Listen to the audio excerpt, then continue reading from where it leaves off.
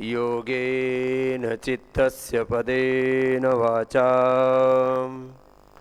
मलं शरीरस्य च वैद्यकेन योपाकरोतं प्रवरं मुनिना पतञ्जलिं प्राञ्जलिहारतोऽस्मि।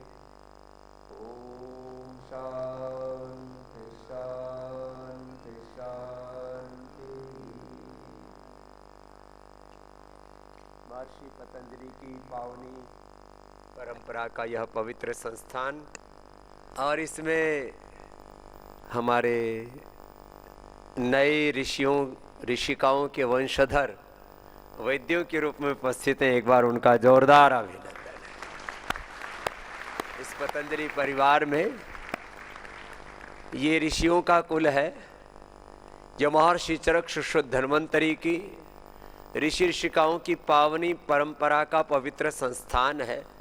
और यहाँ पूज्य श्रद्धेय आचार्य जी की सन्निधि में हमारी श्रद्धामयी पूज्य सन्यासिनी बहनें देव विभाजी देव स्वस्ति जी से लेकर के हमारे श्रद्धेय हमारे आचार्यगण प्राचार्यगण सब गुरुजन आपको बहुत ही पवित्रता और दिव्यता के साथ देश ही नहीं दुनिया के श्रेष्ठतम वैद्य बनाने के लिए प्रतिबद्ध है। उन सब का भी बहुत बहुत अभिनंदन। और बच्चों, किसी व्यक्ति के व्यक्तित्व के निर्माण में तीन बड़ी भूमिकाएं होती है। एक तो वहां का जो एकेडमिक सिस्टम है बहुत अच्छा होना चाहिए, या जो भी आपको गुरुजन शिक्षा दीक्षा देते हैं वो श्रेष्ठतम रूप में दे रहे हैं। लेकिन केवल पढ़ने मात्र से कोई महान नहीं बन जाता। वहां का जो संपूर्ण वातावरण परिवेश है वो बहुत अच्छा होना चाहिए। योग की दृष्टि से, आयुर्वेद की दृष्टि से, अनुसंधान की दृष्टि से, और सबसे बड़ी बात होती है उपचार के क्षेत्र में कि वहां पर कैसे पेशेंट्स आते हैं और किस एक्सपीरियंस से आप गुजरते हैं, किस अनुभूति से आप गुजरते हैं। तो दुनिया के असाध्य से असाध्य रोगी, liver failure, kidney failure, heart failure, cancer, Parkinson's, Alzheimer, dementia, ANA, AVN, HLB27, ट्रेजिमोनोलॉजिया और तमाम तरह के ऑटोमेन डिजीज, वात पित्त कफ त्रिदोष, और कई बार 1 2 3 दोष बिगड़े एक साथ, और फिजिकल के साथ मेंटल इलनेस, और इन सब रोगों से संपूर्ण रूप से लोग मुक्ति पाकर के अपने रोगों को जड़ से मिटा करके कहीं से जाते हैं। तो वो एक्सपीरियंस भी आपको यहां से मिलता है। जब बच्चे अपने आंखों के सामने देखते हैं, अरे ये तो यहाँ तो एक एक दिन में 1-2 किलो वेट कम हो रहा है, बीपी की सिंथेटिक दवाओं से ज्यादा इफेक्टिव आयुर्वेद की औषधियां हैं, तो सबको लगता है कि भाई यहां तो हम जो है जो सीख रहे हैं उसका प्रभाव है। मुझे याद है जब हम 33 साल पहले हरिद्वार में आए तो गुरुकुल और ऋषि कुल के बच्चे जो आयुर्वेद पढ़ते थे वो हमारे पास आते थे पढ़ने के लिए। 33 साल पहले, उस समय ये पतंजलि योगपीठ नहीं बना था। तो मैं बच्चों से पूछता था, बच्चों तुम कभी बुखार हो जाए तो क्या लेते हो?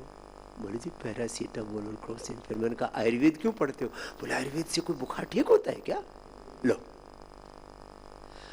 उनको गोदंती भस्म पर, महासुदर्शन घनवटी पर जो आयुर्वेद में हम चिरायता, कुटकी और जो औषधियां दी तो उस पर भरोसा नहीं था। तो बुखार होने पर वैद्य 33 साल पहले क्या खा रहे थे? पुराने जमाने की बात नहीं कर रहा हूं मैं, 18वीं शताब्दी की और सतयुग की, द्वापर त्रेता, उनकी बात नहीं कर रहा हूं। क्या खाते थे? बुखार होने पर वैद्य लोग खुद पैरासीटामोल क्रोसिन खाते थे। उनको चिरायता पर, कुटकी पर, उनको कोच पर, जो आयुर्वेद के लिए हम अलग ज्वरना प्रकरण तो बहुत बड़ा आयुर्वेद में, उस पर ही भरोसा नहीं था। फिर एक वैद्य जी को ही मैंने देखा, ब्लड प्रेशर हो रखा था। मैंने कहा क्या खाते हो? बोले टेल्मा आदि जो भी कुछ दवाई नाम बताया था। बोले वो खाता हूं। मैंने कहा क्यों? बोले वो सर्पगंधा घनवटी से थोड़ा लाभ तो होता है, लेकिन हमारा उस पर ऐसा लग रहा है कि कहीं गड़बड़ ना हो जाए। आज युग बदला है। अब एलोपैथी की दवाई एलोपैथी के डॉक्टर खुद भी नहीं खा रहे और अपने बच्चों को भी नहीं खिला रहे, वो महासुदर्शन घनवटी खा रहे हैं, वो पतंजलि की ज्वरनाशक फेवोग्रिड खा रहे हैं, टाइफोग्रिड खा रहे हैं, गिलो घनवटी खा रहे हैं। और एलोपैथी के जो लेक्चरर हैं, प्रोफेसर हैं, जो एमडी के में मेडिसिन में पूरा मास्टर डिग्री लिए हुए, आगे उसमें जो भी, वो मुक्तावटी और बीपी ग्रिड ले रहे हैं। और हमने पहली बार ये करके दिखाया है कि सिंथेटिक दवाओं से आयुर्वेदिक दवाइयां ज्यादा इफेक्टिव है। तो लोग बीपी के लिए अब टेलमादी नहीं खा रहे, अब बीपी के लिए मुक्तावटी बीपी ग्रिड खा रहे हैं। शुगर को अंदर से पूरी शुगर खत्म हो जाए, पेनक्रियाज के बीटा सेल्स एक्टिवेट हो जाए तो मधुनाशिनी मधुग्रिड, खीरा खीरा टमाटर का जूस ले रहे हैं, थायराइड के लिए थायराइड ले रहे हैं, प्रोस्टेट के लिए प्रोस्टेट ले रहे हैं, मस्तिष्क के लिए मेदावटी मेमोग्रिड ले रहे हैं, आंखों के लिए आई ग्रिड ले रहे हैं। और आंखों की तमाम बीमारियां, चाहे वो नंबर की प्रॉब्लम है, जो डबल विजन है, कलर विजन है, कैटरेक्ट है, ग्लूकोमा है, तमाम तरह की चीजों के लिए खुद एलोपैथी के डॉक्टर्स आई ग्रिड खा रहे, ईयर ग्रिड खा रहे। एलोपैथी के डॉक्टर्स जो है वो ऑटोमेन डिजीज के लिए और तमाम पार्किंसन डिमेंशिया के रोगियों को अपने पास भेज रहे हैं। लिवर किडनी फेलियर के पेशेंट बड़े बड़े हॉस्पिटल से रेफर होकर के पतंजलि आ रहे हैं। और ये खाली बात मेडिसिन की नहीं, अब तो सर्जरी के लिए भी तो क्या नहीं है हमारे पास। तो इतने बड़े संस्थान में आप गुरुओं की सन्निधि में शिक्षा दीक्षा पा रहे हैं, तो इसको ना एक एक बात को गहराई से समझना। एक होता है चीजों को सरफेस पर देखना, ऊपर से सरफेस पर देखते हैं तो क्या दिखता है, एक शरीर दिख रहा है जिसमें जो है ये ऊपर का जो सारा मामला है ये तो खाली एक मेकअप है बॉडी का, इसमें स्किन लगी हुई है और सारी चीजें उसके अंदर ढकी हुई है।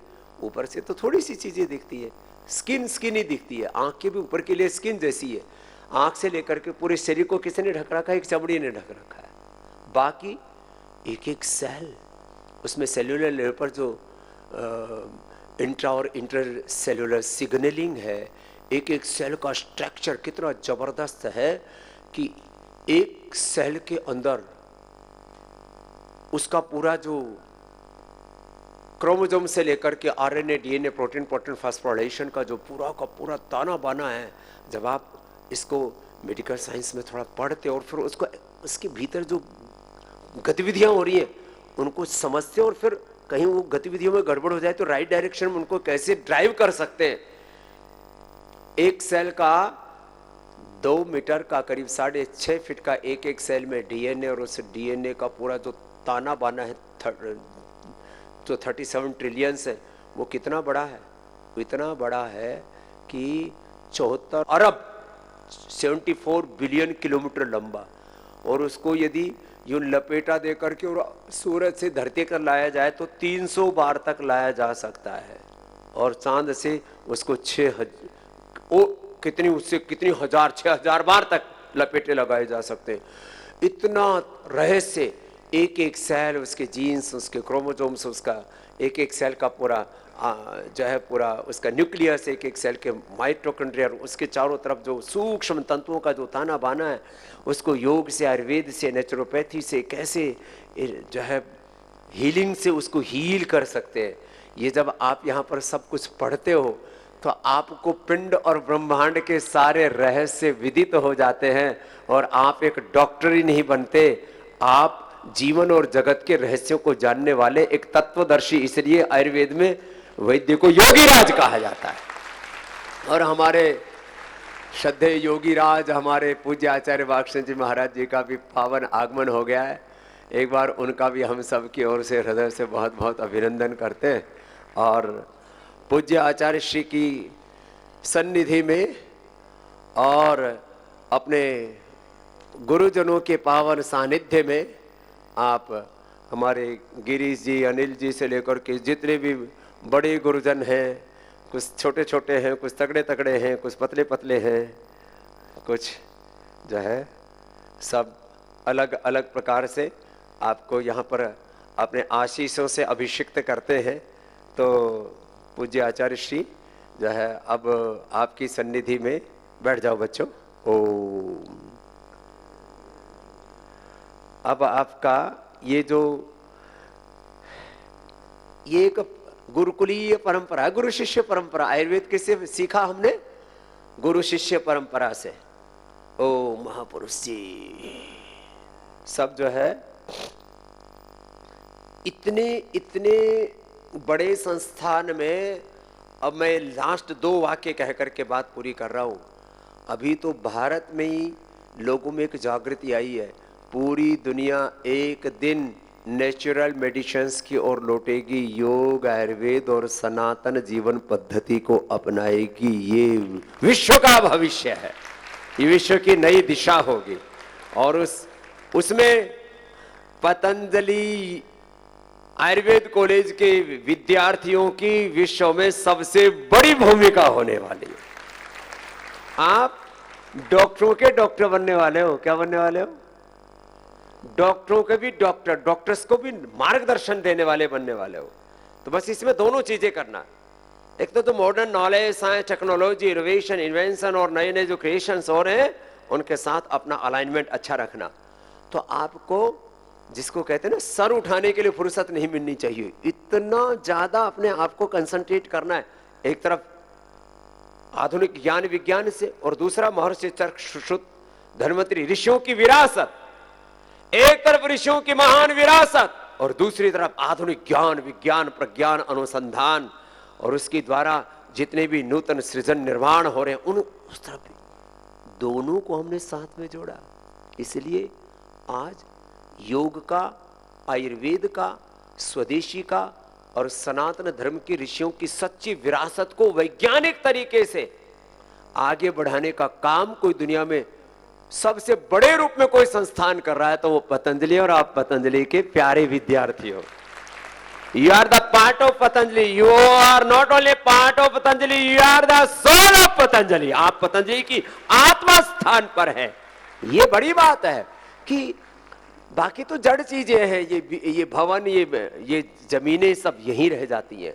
जो चेतना है ना वो तो हमारे भीतर है। तो आप पतंजलि के आत्मा स्थान पर हो। और ये थोड़ी छोटी आत्माएं हैं और जो पीछे बैठी हुई बड़ी आत्माएं हैं। एक बार इनका भी जोरदार अभिनंदन कर दो। हाँ, तो आप पतंजलि के इस ऋषियों के कुल के आप बड़ी आत्माएं हो, बड़े विद्यार्थी हो। आपने बहुत कुछ अचीव किया है और आपने ही पतंजलि को भारत का श्रेष्ठतम आयुर्वेद विद्यालय महाविद्यालय का दर्जा दिलाया। इसके लिए आपका बहुत बहुत अभिनंदन है। इसके मूल्यांकन के अलग अलग मापदंड हैं हर दृष्टि से, केवल योग की दृष्टि से नहीं, केवल आयुर्वेद की दृष्टि से नहीं, केवल जो है उपचार की दृष्टि से नहीं, उसके सैकड़ों पैरामीटर्स हैं और उन सब पर आपने एक नव कीर्तिमान स्थापित किया है। तो आज नए विद्यार्थियों का ये यज्ञोपवीत और दीक्षारंभ हो रहा है। इसमें मेखला तो ऐसा है, ये तो सिंबॉलिक है, मेखला तो सिंबॉलिक गुरु शिष्य का प्रतीक है, लेकिन यज्ञोपवीत आपके कंधों से उतरना नहीं चाहिए। यज्ञोपवीत आपके हृदय से दूर नहीं जाना चाहिए।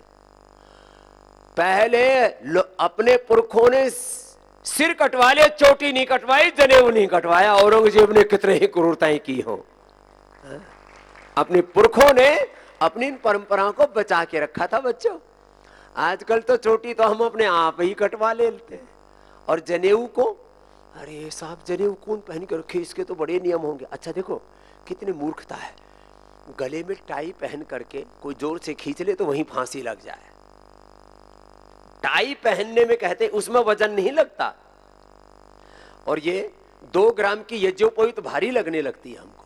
नहीं, ऐसी प्रतिबद्धता होनी चाहिए जैसे पतंजलि गुरुकुलम और आचार्य कुलम के बच्चे दुनिया में कहीं पर भी जाते हैं तो अपने सिर की चोटी और जनेऊ कभी उनकी छूटती नहीं है। यही बात मैं आयुर्वेद कॉलेज में भी देखना चाहता हूं। कम से कम एक प्रतीक तो रखो। और बच्चों अब जमाना बदल रहा है, अब तो फैशन में धोती आ गई है। देखो हमारे गुरुजन धोती में कितने अच्छे लग रहे हैं। एक बार जोरदार अभिनंदन अपने श्रद्धेय गुरुजनों का। अब जो है धोती फैशन में आ गई है, अब साड़ी फैशन में आ गई है। अब जो गरीब लोग हैं वो जीन्स पहनते हैं। जमाना बदल गया, मजदूर लोग जीन्स पहन रहे हैं और जो अमीर लोग हैं फटी हुई जीन्स पहन रहे हैं। फैशन के चक्कर में मत पड़ना। आपका ज्ञान, आपका नॉलेज और आपके भीतर संकल्प विश्व विजय का होना चाहिए। यह आपका बड़प्पन होता है। आपका संकल्प, आपका चरित्र, आपका ज्ञान, आपकी अनुभूति, आपका कर्म, आपका आचरण, आपका चरित्र, यह आपकी विरासत है, यह आपकी ताकत है, ये आपका बल है। तो आप ये जो यज्ञोपवीत आप धारण कर रहे हो ना, इसके 3 धागे हैं। कितने धागे हैं? चलो अभी तो आचमन करेंगे, आचमन के लिए आगे बैठेंगे, जो है यज्ञ विधि पर भी जो बच्चे बैठ जाएंगे सब बैठा देंगे, और आचमन करके फिर यज्ञोपवीत धारण करते। इसमें 3 धागे हैं। ये 3 धागे किस बात के प्रतीक है? मेरे साथ बोलो। प्रथम तंतु, सब बोलो। जिनके पहले, जिनके उतर गए थे उनको भी दे दो पीछे। पहले यज्ञोपवीत पहना, फिर वो किसी कारण से खंडित हो गया तो दूसरी बार पहना ही नहीं। इतनी प्रतिबद्धता होनी चाहिए अपनी संस्कृति के प्रतीकों से। अपने जितने भी, जो भी अपने संस्कृति के प्रतीक है, चाहे हमारा शिखा है, सूत्र है, तिलक है, यज्ञ है, योग है, जो भी हमारी संस्कृति के प्रतीक है ना, कस्टम्स, रिचुअल्स, यद्यपि अब जैसे तिरंगा है, देखने में तो एक कपड़ा है, 3 रंग है, लेकिन उस तिरंगे के लिए 5 लाख से ज्यादा वीर वीरांगनाओं ने अपनी शहादत दे दी, तब जाकर के उसकी आन बान शान को बरकरार रखा और देश को आजादी दिलाई। तो उसका प्रतीक है हमारी स्वाधीनता का, हमारे शौर्य का, हमारी वीरता का। ऐसे ही 3 धागे किस बात के प्रतीक है? मेरे साथ बोलो। प्रथम तंतु ऋग्वेदम विन्यसामि, द्वितीय तंतु यजुर्वेदम विन्यसामि, तृतीय तंतु सामवेदम विन्यसामि, ग्रंथौ अथर्वाणम विन्यसामि। मातृदेवो भव, पितृदेवो भव, आचार्य देवो भव, अतिथि देवो भव। ऋग्वेद, यजुर्वेद, सामवेद के 3 धागे और जो इसमें गांठ लगी है वो अथर्ववेद का प्रतीक है। तो ये जो यज्ञोपवीत है, ये 4 वेदों की संस्कृति का, संस्कारों का, विरासत का ये प्रतीक है यज्ञोपवीत। ये मातृदेवो, पितृदेवो भव, आचार्य देवो, अतिथि देवो भव का 3 धागे और ग्रंथि प्रतीक है। हमारे ऊपर देव ऋण है, ऋषियों का ऋण है, मातृभूमि का ऋण है, इस पूरी समष्टि का ऋण है, उसका प्रतीक है इसके ये 3 धागे और इसकी जो गांठ लगी है। ये एक प्रतीक बहुत बड़ा, और उसकी स्मृति हमें सदा रहे कि हम ऋषि ऋषिकाओं के वंशधर हैं। क्या है? बोलो, हम ऋषि ऋषिकाओं के, इस बात की अनुभूति, और यही हमें ऊंचा उठाता है। देखो बाकी तो एक एवरेज लाइफ लोग जीते हैं, खाते पीते हैं, मर जाते हैं, ये कोई जिंदगी? तो जीवन में एक महान कार्यों का निष्पादन, यूं तो धरती पर 950 करोड़ से ज्यादा लोग हैं, और हमारे यहाँ तो पुराणों में 4 लाख किस्म के प्राणी बताए। उसमें सबसे श्रेष्ठ प्राणी वो होते हैं जो अपने सत्व में, अपने स्वधर्म में, अपने आत्मधर्म में, अपने भागवत धर्म में जीते हैं।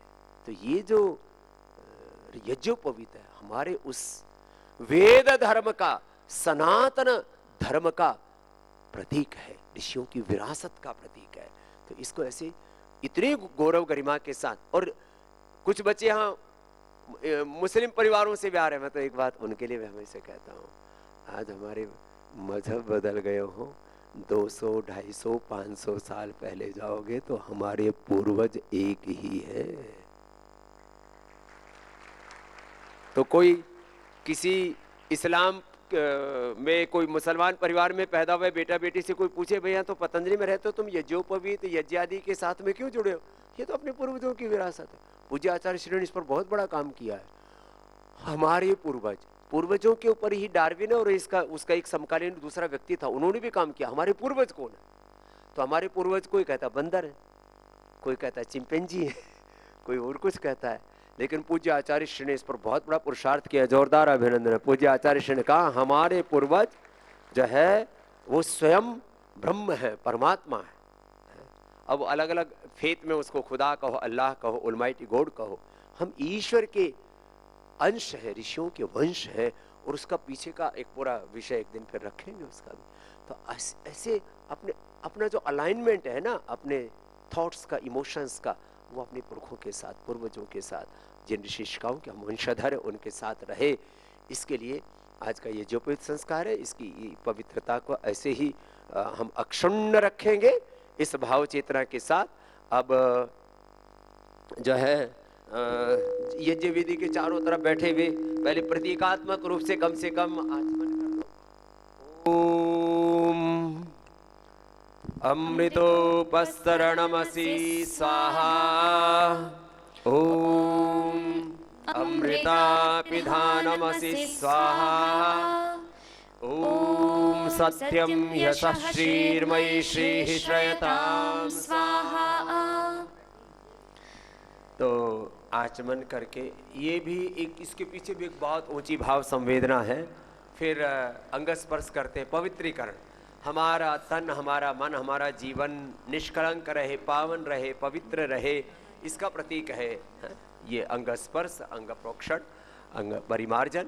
ओम मांग में आसीस्तु, ओम नसोर्मे प्राणो अस्तु, ओम अक्षोर्मे चक्षुरस्तु, ओम कर्णयोर्मे श्रोत्रमस्तु, ओम बाहुर्मे बलमस्तु, ओम ऊर्वोर्म ओजोऽस्तु, ओम अरिष्टानि मेङ्गानि तनुस्तन्वा मे सहसन्तु।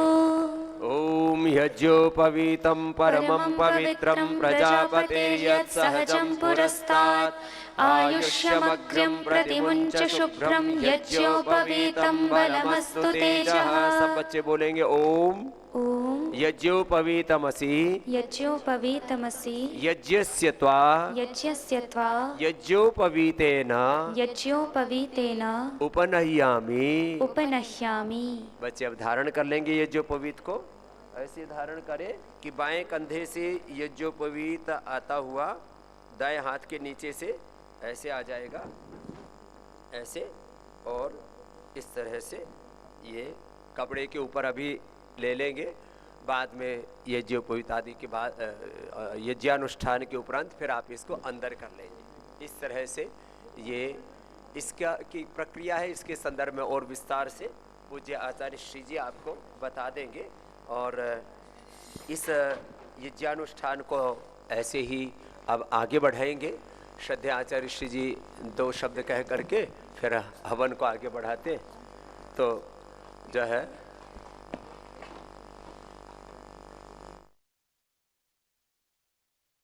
पूज्य आचार्य श्री जी जो है आगे यज्ञ की प्रक्रिया को आगे बढ़ाएंगे। फिर से एक बार हम अपने जितने भी इस पतंजलि परिवार में नए पवित्र आत्माएं आए हैं उन सब का, सब की ओर से बहुत बहुत अभिनंदन करते हैं।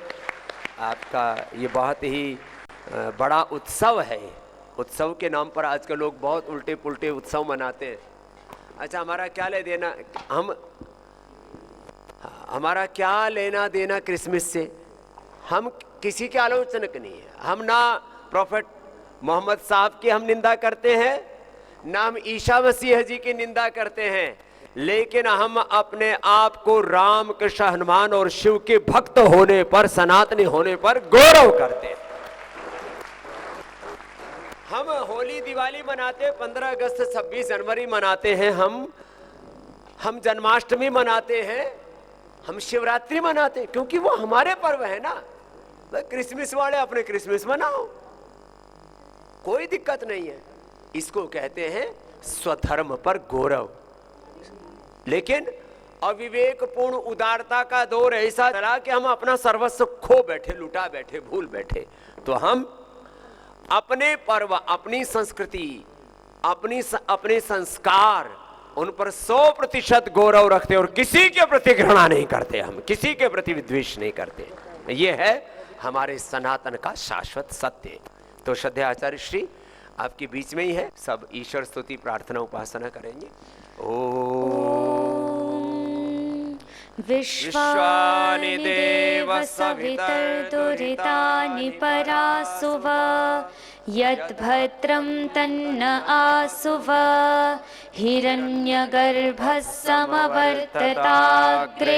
भूतस्य जातः पतिरेक आसीत् सदाधार पृथिवीं द्यामुतेमां कस्मै देवाय हविषा विधेम य आत्मदा बलदा यस्य विश्व उपासते प्रशिशं यस्य देवाः यस्य छायामृतं यस्य मृत्युः कस्मै देवाय हविषा विधेम यः प्राणतो निमिषतो महित्वैक इत्रा चा जगतो बभूव य ईशे अस्य द्विपदश्चतुष्पदः कस्मै देवाय हविषा विधेम येन द्यौरुग्रा पृथिवी च दृढा येन स्वस्तभितं येन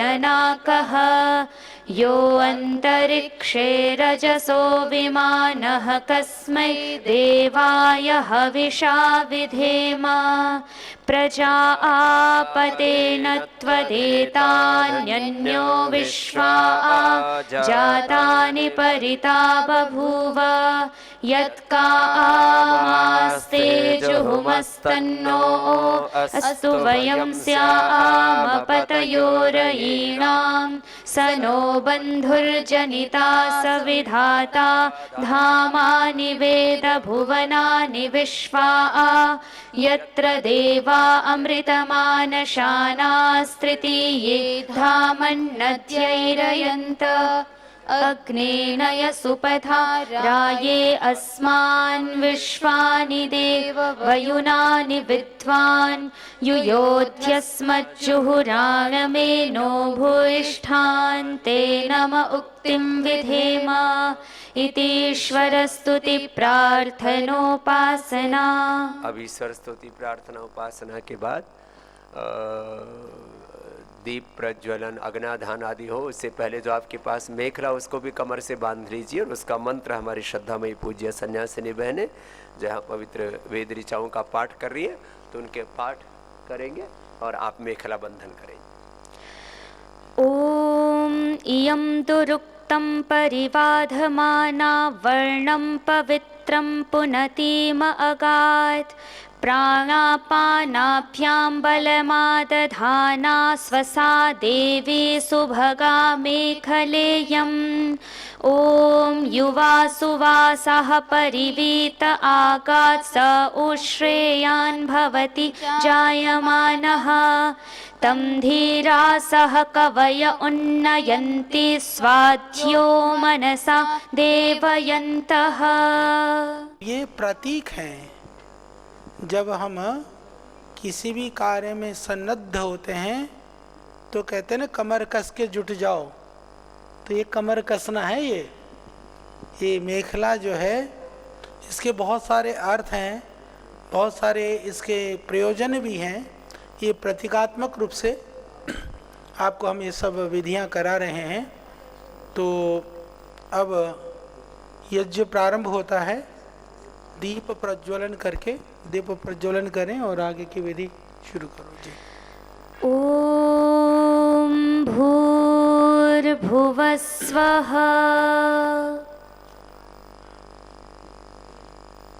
ओम उत्बुध्य स्वाग्ने प्रतिजागृहीत्वमिष्टापूर्ते सगं सृजेथामयं च अस्मिन् सदस्ते अद्युत्तरस्मिन् विश्वे देवाय जमानश्च सीदत। अथ समिधाधानमन्त्रः ॐ अयन्त इद्म आत्मा जातवेदस्तेनेध्यस्व वर्धस्व चेद्धवर्धय चास्मान् प्रजया पशुभिर्ब्रह्मवर्चसेनानाद्येन समेधय स्वाहा इदमग्नये जातवेदसे इदन्न मम। ॐ अयन्त इत्म आत्मा जातवेदस्तेनेध्यस्ववर्धस्व चेद्धवर्धय चास्मान् प्रजया पशुभिर्ब्रह्मवर्चसेनानाद्येन समेधय स्वाहा इदमग्नये जातवेदसे इदन्न मम। अथ आघारावाच्यभागाहुतिमन्त्राः। ॐ अग्नये स्वाहा इदमग्नये इदन्न मम। ॐ सोमाय स्वाहा इदं सोमाय इदन्न मम। ॐ प्रजापतये स्वाहा इदं प्रजापतये इदन्न मम। ॐ इन्द्राय स्वाहा इदमिन्द्राय इदन्न मम। ॐ भूर्भुवस्वः अग्न आयुषि पवस आसुवोर्ज विषं च नः आरे बाधस्वदुच्छुनां स्वाहा इदमग्नये पवमानाय इदन्न मम। ॐ सूर्यो ज्योतिर्ज्योतिः सूर्यः स्वाहा ॐ सूर्यो वर्चो ज्योतिर्वर्च स्वाहा ॐ ज्योतिः सूर्यः सूर्यो ज्योतिः स्वाहा ॐ सजुर्देवेन सवित्रा सजुरुषसेन्द्रवत्या जुषाणो सूर्यो वेतु स्वाहा ॐ अग्निर्ज्योतिर्ज्योतिरग्निः स्वाहा ॐ अग्निर्वर्चो ज्योतिर्वर्च स्वाहा ॐ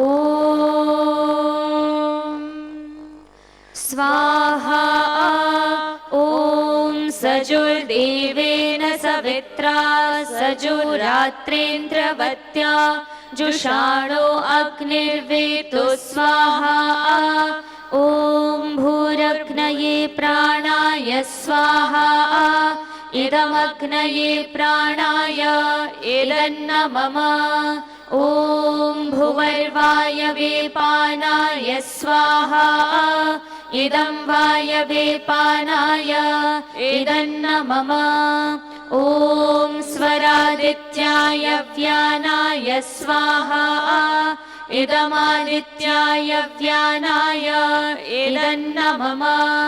ॐ भूर्भुवस्वरग्निवायवादित्येभ्यः प्राणापानव्यानेभ्यः स्वाहा इदमग्निवायवादित्येभ्यः प्राणापानव्यानेभ्यः इदन्न मम।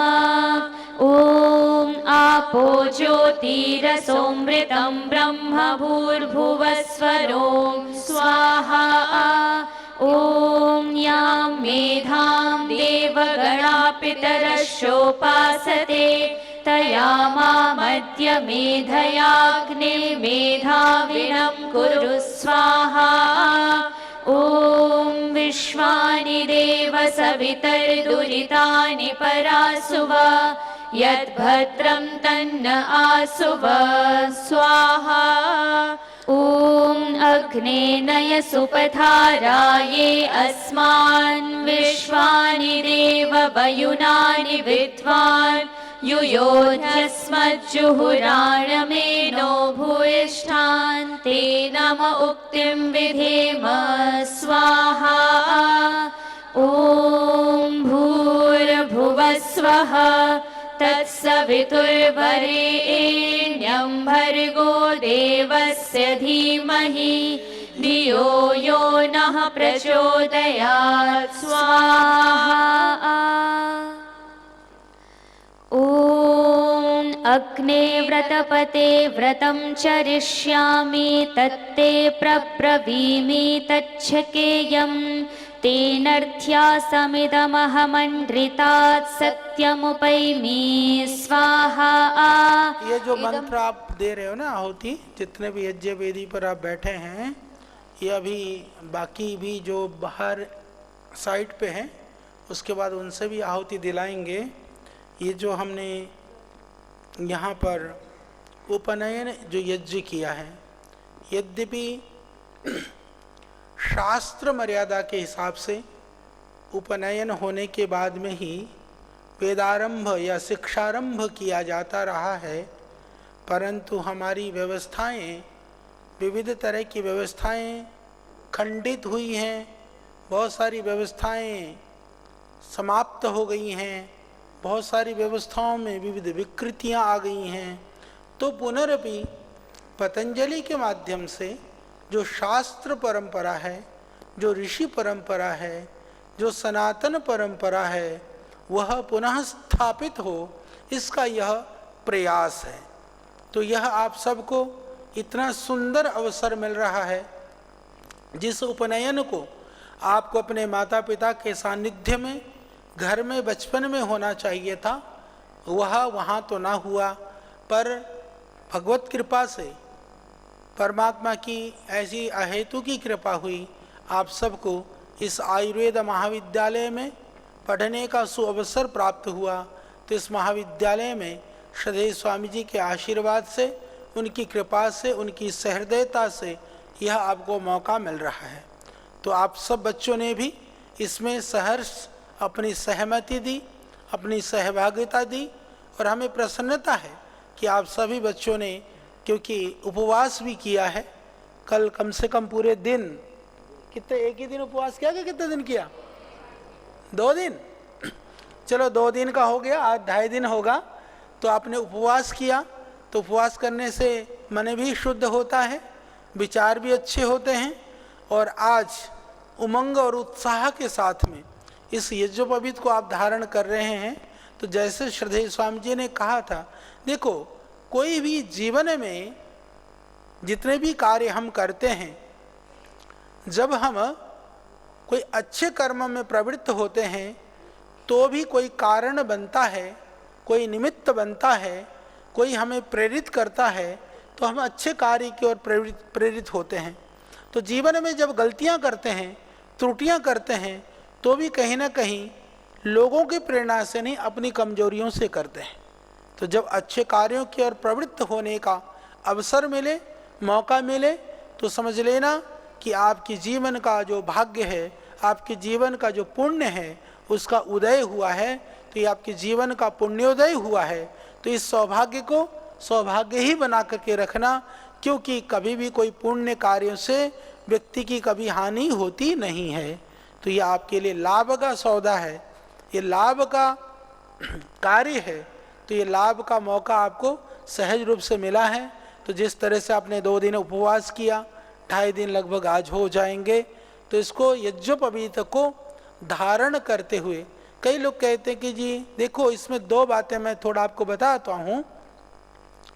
प्राचीन काल में विविध तरह के मत पंथ संप्रदाय नहीं थे, जो आज हम अलग अलग तरह के धर्म कहते हैं ना, इस तरह से भेद नहीं थे। यद्यपि समाज में 2 तरह से थे, उनको असुर देव, या हम उनको आर्य और अनार्य, तो असुर लोग और देवता लोग, आर्य लोग, अनार्य लोग, इस तरह से 2 भागों में विभाजन किया जाता था। तो समाज में बहुत सारी मर्यादाओं के न पालने वाले लोगों की संख्या तो हमेशा से रही है, पर उनकी संख्या नगण्य थी। धीरे धीरे उनकी संख्या बढ़ने भी लगी। जैसे हम अलग अलग उपासना, पूजा पाठ, विविध पद्धतियों में भी बढ़ गए, तो बढ़ते बढ़ते विकृतियाँ बढ़ती गई। तो यज्ञोपवीत का प्रयोजन मूल रूप से यही है कि हर मनुष्य जो इस दुनिया में आया है, दुनिया में आया हुआ स्त्री हो या पुरुष हो, वह 3 ऋणों से आबद्ध होता है। 3 ऋण उसके सर पर होता है। उनमें से पहला ऋण होता है जिसको हम कहते हैं, जिसको देव ऋण कहा जाता है। देव ऋण वो परमपिता परमात्मा से लेकर के परमात्मा की बनाई हुई जो यह सृष्टि है, जहाँ अग्नि, वायु, आकाश, पृथ्वी, विविध तरह की जो दैवीय शक्तियाँ हैं, चंद्र, सूर्य, तारे सब हमको उपकृत करते हैं। आप तो आयुर्वेद के विद्यार्थी हो कि जितने भी जो पेड़ पौधे वनस्पतियां हैं वो हमारे जीवन को दिव्य बनाने का काम करती हैं। तो परमात्मा से लेकर के परमात्मा के द्वारा रची हुई इस सृष्टि का कण कण वो हमारे लिए उपकार करने के लिए सर्वथा वो प्रवृत्त है। इसलिए हम उस ईश्वर की सत्ता को भी नहीं नकारेंगे और ईश्वर की सत्ता के द्वारा निर्मित इस सृष्टि का भी सम्मान करेंगे, क्योंकि वह ऋण हमारे ऊपर है। इसलिए पहला ऋण देव ऋण, इसीलिए कि मैं उस ऋण को स्मरण करते हुए कृतज्ञ नहीं बनूं, अपितु उस ऋण से उऋण होने के लिए प्रयास करूं। पहला उसका प्रतीक है। दूसरा प्रतीक है ऋषि ऋण। आज आप आयुर्वेद को पढ़ रहे हो, आज यज्ञ हम कर रहे हैं, शास्त्र और सत्संग की चर्चा कर रहे हैं। यदि हमारे ऋषि महर्षि ना होते, उन ऋषियों ने तप नहीं किया होता, पुरुषार्थ नहीं किया होता, तो आज ये परंपरा, चाहे आज समाज की परंपरा है, चाहे वह परिवार की मर्यादाएं हैं, चाहे वह देश का संविधान है। यद्यपि आधुनिक संविधान के लिए अनेक निर्माताओं का हम नाम लेते हैं, पर प्राचीन काल से जो व्यवस्था रही है, ऋषियों ने एक व्यवस्था और मर्यादा बनाई। उस मर्यादा के अनुसार मानव का जीवन सुगम हुआ और उसके आधार पर मानव की सभ्यता आगे बढ़ी। तो उन सभ्यता के सृजक, मानव जीवन को सुगम बनाने वाले, हमें कर्तव्य और अकर्तव्य का बोध कराने वाले उन ऋषियों को हम स्मरण करते हुए उनके प्रति, ऋषि या अपने जितने भी पूर्वज हैं उनके प्रति हम कृतज्ञता का भाव रखें कि ऋषियों ने जिस विधा से आयुर्वेद ग्रंथ को लिखा, आयुर्वेद का उपदेश दिया, बाकी मर्यादाओं को हमें बताया, सिखाया, हम अपने जीवन में उन मर्यादाओं का पालन करेंगे। इस भाव के साथ में अपने हृदय के अंदर उस भावनाओं को स्थान देना, यह ऋषि ऋण से उऋण होने का उपाय है। तीसरा पितृऋण। पितृऋण क्योंकि जो भी इस दुनिया में आया है वह माता पिता के गर्भ से ही आया है, तो इसीलिए माँ बाप ने जिस भाव से हमें इस धरती पर जन्म दिया, पाला, पोषा, जिस भावना के साथ में आज आपको पालन कर रहे हैं, पोषण कर रहे हैं, आपकी उन्नति की चिंता करते हैं, आपकी हित की सोचते हैं, तो हम हर पल हर क्षण उन अपने माता पिता के प्रति अपनी श्रद्धा, अपनी भावना, अपना समर्पण हमेशा उनके प्रति, उनके स्वप्नों को साकार करने के लिए प्रयास करते रहें। हम कभी उनको भूले नहीं। तो जो ऋषि ऋण के अंदर में गुरु ऋण भी आता है, जैसे मैंने कहा कि पूर्वजों के ऋषियों ने जो कुछ हमें दिया, साथ साथ में जो वर्तमान में गुरुजन उस ऋषि परंपरा को जो हमें आगे बढ़ाने का काम कर रहे हैं, शिक्षा से, दीक्षा से शिक्षित कर रहे हैं, दीक्षित कर रहे हैं, उनको भी स्मरण रखना। यानी देव ऋण के अंतर्गत हम परमात्मा से लेकर के प्रकृति तक और ऋषि ऋण के अंतर्गत पूर्वज हमारे ऋषि महर्षियों से लेकर के अपने गुरुजनों तक और पितृ ऋण के तहत अपने माता पिता और परिवार के बड़े लोगों के प्रति, इस तरह से ये तीन धागे हमारे तीन ऋणों के प्रतीक हैं। तो इन धागों का धारण करते हुए आप संकल्पबद्ध होते हैं, संकल्प लेते हैं। तो ये बताइए, क्या ये तीनों का ऋण को हम नहीं मानते हैं? क्या मानते हो ना, या नहीं मानते हो? तो मानने का, आप कहेंगे जी मानते तो फिर इसको डालने की क्या जरूरत है? तो कभी कभी यदि दिल में है तो दिखना भी जरूरी है। तो यह हमारे उस संकल्प को मानने का एक यह प्रमाण है।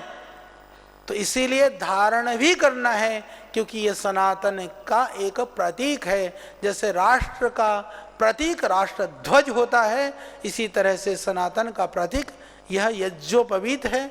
इसका धारण आप अवश्य में करके रखेंगे, बाद में वस्त्र का अंदर करेंगे। तो ये परंपरा लाखों लाखों वर्षों तक चलती रही, बाद में ये विखंडित हुई। फिर कालांतर में ऐसी व्यवस्था बनी कि यह तो सिर्फ उच्च स्तरीय जातियों के लिए है, ब्राह्मणों के लिए है। फिर बाद में यह हुआ कि यह तो सिर्फ पुरुषों के लिए ही है, यानी उच्च कोटि के हैं वो जाति के दृष्टि से जो बड़े हों और उसमें भी सिर्फ पुरुष हों। इसीलिए आपने देखा होगा कि यज्ञोपवीत में धागे तो 3 होते हैं, प्रायः यज्ञोपवीत जोड़ों में मिलते हैं। यानी कि यज्ञोपवीत में आप देखेंगे सिंगल यज्ञोपवीत नहीं प्राप्त होता है, बाजार में भी 2 यज्ञोपवीत की परंपरा है। और उसमें भी हमारे जो विद्वज्जन जिनको ब्राह्मण या उच्च जाति कहा जाता है, वहाँ पर भी प्रायः माताएं बहनें यज्ञोपवीत नहीं पहनती हैं, पुरुष 2 यज्ञोपवीत को धारण करते हैं, यानी एक अपना एक अपनी धर्मपत्नी का। तो इसीलिए यह परंपरा हमने कहा तुम्हारा तुम ही धारण करो, दूसरा नहीं धारण करेगा। और सबको देखो, द्विज कि जन्मना जायते शूद्र कर्मणा द्विज उच्यते, तुम्हें द्विज उचित कर्म ही करना है। ये दोनों बातें हैं कि जन्म से द्विज होने का अर्थ, यदि कर्म से द्विज नहीं है तो वह व्यर्थ है। यदि कर्म से यदि आप द्विज बन जाते हैं तो जन्म कहीं पर भी हुआ हो, उस पवित्रता को, उस उच्चता को, उस विद्वत्ता को पाने का अधिकार आप सबको है। इस अधिकार को भी देने का कार्य वर्तमान में महर्षि स्वामी दयानंद ने इस परंपरा को आगे बढ़ाया। हम सब ऋषि दयानंद के ऋणी हैं। उसके बाद में वर्तमान में बहुत सारी परंपराएं अभी हैं जो यज्ञोपवीत को प्रचारित और प्रसारित कर रही हैं। तो ये सनातन का गौरव है, तो ये सबका अधिकार भी है, हमें इसको समझना चाहिए। बस क्या करना है यज्ञोपवीत धारण करके वो हमने बता दिया है आपको। तो इतना ही करने का यही इसका कर्तव्य है। जो जीवन के जो करणीय कर्म हैं उनको हमको करना है, जो निषेध वाले कर्म हैं उनको नहीं करना है। ये परिपाटी, यह परंपरा आपको बहुत ही सौभाग्य से प्राप्त हुआ है। इस यज्ञोपवीत के लिए बहुत सारे, जैसे श्रद्धेय स्वामी जी ने कहा, बलिदान हुए, लोगों ने बलिदान दिया, पर इस यज्ञोपवीत और शिखा की सूत्र की रक्षा की। आपको तो यहाँ बुला करके, पुकार करके, पुरस्कार करके सहज रूप से प्रदान किया जा रहा है। तो इसको धारण करके रख लेना। और यदि ये खंडित, कई लोग कहते हैं कि माताएं बहनें अपवित्र होती हैं, इसलिए यज्ञोपवीत धारण नहीं करना चाहिए। इस संदर्भ में हम इतना ही कहना चाहते हैं कि जो है यज्ञोपवीत, माताएं बहनें, एक छोटी सी बात है, हम सब माँ के गर्भ से पैदा हुए हैं। यदि माँ के गर्भ से पैदा होकर के पुरुष पवित्र हो सकता है तो माताएं बहनें कभी अपवित्र नहीं हो सकती हैं, ये ध्यान रख लेना। बस इसको जब धारण करें तो जब मल मूत्र आदि विसर्जन का समय पर वो नाभि से ऊपर रहे, वो गले में थोड़ा लपेट सकते हैं। कान में लगाने का भी प्रयोजन था। पता है जब लघु शंका करते हैं, कभी आपने देखा होगा लोग यज्ञोपवीत को कान में डालते हैं। क्यों डालते हैं इसके ऊपर भी अभी हम और रिसर्च करेंगे। कान पे डालने से मल मूत्र विसर्जन के समय पर जो कान की यहाँ पर नस दबने से जो बैक्टीरिया होते हैं ना, यूटीआई वगैरह के जो इन्फेक्शन होने की चांसेस हैं वो कम होते हैं, हाइड्रोसिल वगैरह होने की संभावनाएं भी खत्म होती हैं। ये इसका वैज्ञानिक पक्ष भी है। तो ऐसा नहीं कि पंडित जी जनेऊ लटका करके घूम रहे हैं तो वो व्यर्थ की बातें या कोई ढकोसला और ड्रामा है। तो ये सारे का सबका वैज्ञानिक प्रयोजन है।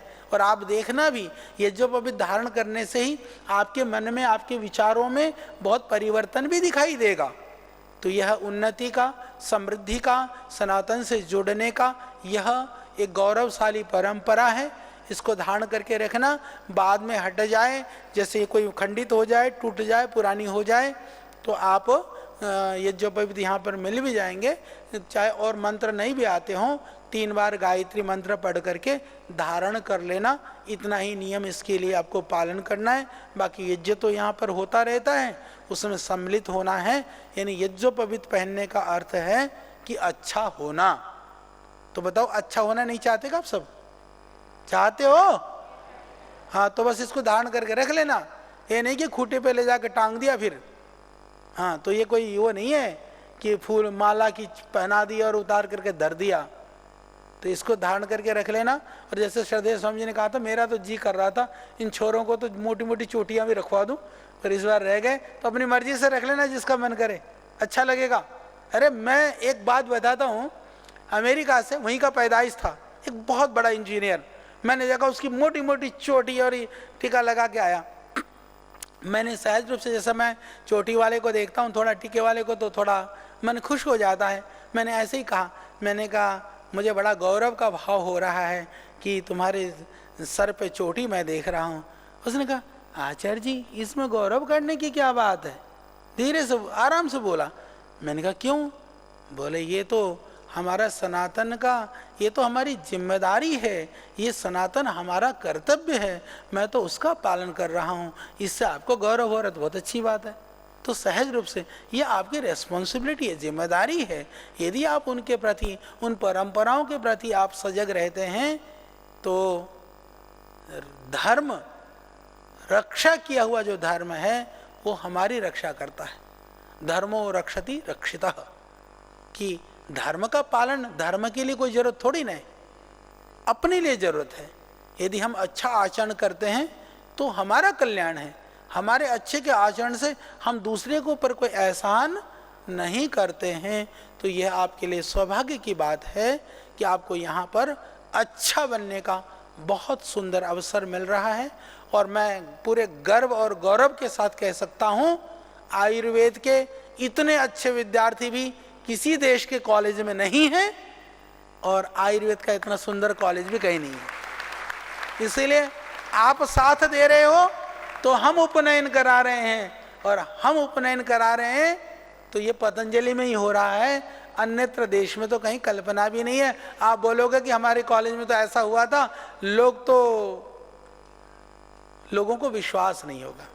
तो आप सब अविश्वसनीय किंतु अद्भुत कार्य करने के लिए आप यहाँ पर आए हो, तो ऐसे अच्छे अच्छे काम आप सबको करना है। तो अब जो मंत्र हैं, जो हम संकल्प मंत्र, आपको 5 मंत्रों का संकल्प आहुति दिला करके, ॐ अग्ने व्रतपते व्रतं चरिष्यामि तत्ते प्रब्रवीमि तच्छकेयम् तेनर्थ्यासमिदमहमण्ड्रितात् सत्यमुपैमि स्वाहा इदमग्नये इदन्न मम। ॐ वायो व्रतपते व्रतं चरिष्यामि तत्ते प्रब्रवीमि तच्छकेयम् तेनर्थ्यासमिदमहमण्ड्रितात् सत्यमुपैमि स्वाहा इदमग्नये इदन्न मम। ॐ भूर्भुवस्वः तत्सवितुर्वरेण्यं भर्गो देवस्य धीमहि धियो यो नः प्रचोदयात् स्वाहा। ॐ अग्ने व्रतपते व्रतं चरिष्यामि तत्ते प्रब्रवीमि तच्छकेयम् तेनर्थ्यासमिदमहमण्ड्रितात् सत्यमुपैमि स्वाहा इदमग्नये इदन्न मम। ॐ वायो व्रतपते व्रतं चरिष्यामि तत्ते प्रब्रवीमि तच्छकेयम् तेनर्थ्यासमिदमहमण्ड्रितात् सत्यमुपैमि स्वाहा इदं वायवे इदन्न मम। ॐ सूर्यव्रतपते व्रतं चरिष्यामि तत्ते प्रब्रवीमि तच्छकेयम् तेनर्थ्यासमिदमहमण्ड्रितात् सत्यमुपैमि स्वाहा इदं सूर्याय इदन्न मम। ॐ चन्द्रव्रतपते व्रतं चरिष्यामि तत्ते प्रब्रवीमि तच्छकेयम् तेनर्थ्यासमिदमहमण्ड्रितात् सत्यमुपैमि स्वाहा इदं चन्द्राय इदन्न मम। ॐ व्रतानां व्रतपते व्रतं चरिष्यामि तत्ते प्रब्रवीमि तच्छकेयम् तेनर्थ्यासमिदमहमण्ड्रितात् सत्यमुपैमि स्वाहा इदमिन्द्राय व्रतपतये इदन्न मम। सबकी हो गई आहुति? जिन्होंने यज्ञोपवीत धारण किया था, कोई बचा? हो गया सबका? तो अब पूर्ण आहुति करके, क्योंकि यह एक तरह से इस उपनयन संस्कार का समापन करते हुए उसके बाद में पुष्प से जो हमारे यहाँ पर विद्वज्जन मंच पर हैं, इन बच्चों को आशीर्वाद देंगे। तो अब गायत्री मंत्र आहुति। ॐ भूर्भुवः स्वः तत्सवितुर्वरेण्यं भर्गो देवस्य धीमहि धियो यो नः प्रचोदयात् स्वाहा। ॐ भूर्भुवः स्वः तत्सवितुर्वरेण्यं भर्गो देवस्य धीमहि धियो यो नः प्रचोदयात् स्वाहा। ॐ भूर्भुवः स्वः तत्सवितुर्वरेण्यं भर्गो देवस्य धीमहि धियो यो